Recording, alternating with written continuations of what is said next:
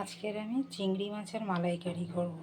তো দেখো এখানে চিংড়ি আছে আর কড়াইয়ে তেল দিয়েছি, সর্ষের তেল গরম হয়ে গেছে। তো চিংড়িটা আমি ভেজে নেব। প্রথমে এর নুন হলুদ মাখিয়ে নেব, নিয়ে চিংড়িটা ভেজে নেব।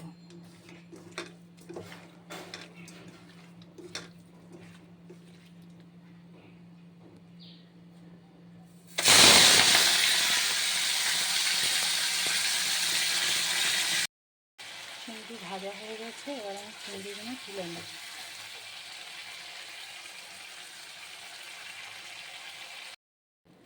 দেখো তেল গরম হয়ে গেছে, এখানে আমি চিংড়িগুলো তুলে নিয়েছি। এবার এই গরম তেলের মধ্যে আমি কালো জিরে দেব। তারপরে এখানে আমি দেব আদা রসুন আর কাঁচা লঙ্কা একসাথে বাটা।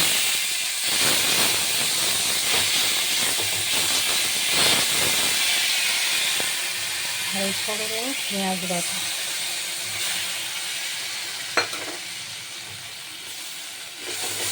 এটা ভালো করে কষে নেব।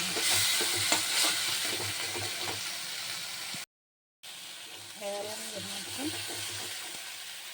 টমেটো আর ক্যাপসিকাম দিয়ে নেব।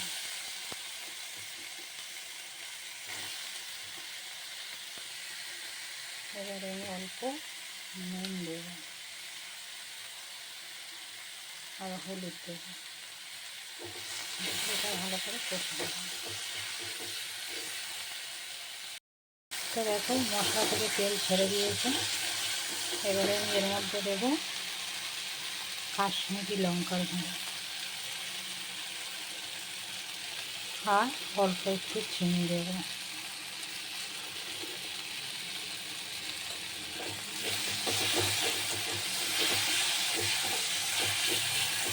এবারে আমি এর মধ্যে দেব দুধ দেব। দুধটা আমি গরম করে ফুটিয়ে ঠান্ডা করে রেখেছিলাম, দুধটা দিয়ে দেবো।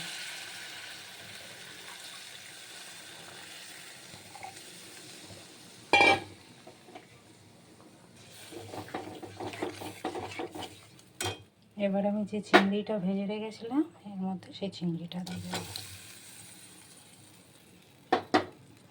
এবার আমি এটা 10 মিনিট ফুটতে দেব।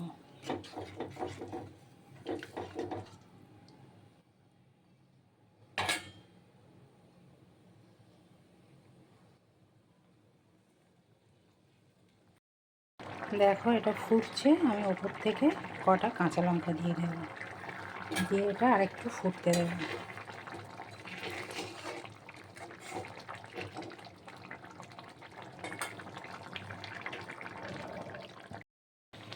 তো দেখো হয়ে গেছে। এবার আমি এর মধ্যে গরম মশলা দেব আর দেব ঘি। আমার রান্না কমপ্লিট।